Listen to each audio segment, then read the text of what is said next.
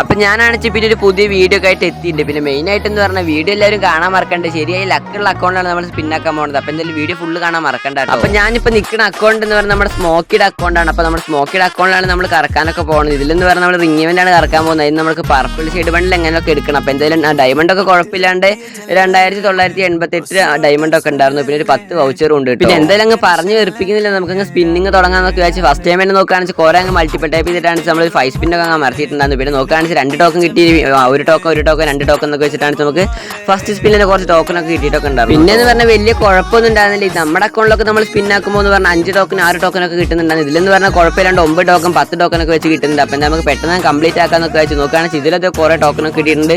പിന്നെ അങ്ങനെ അമർത്തി പിടിച്ചൊരു പെട്ടെന്ന് സ്കിപ്പ് അടിച്ച് തുറക്കാന്ന് വിചാരിച്ചായിരുന്നു.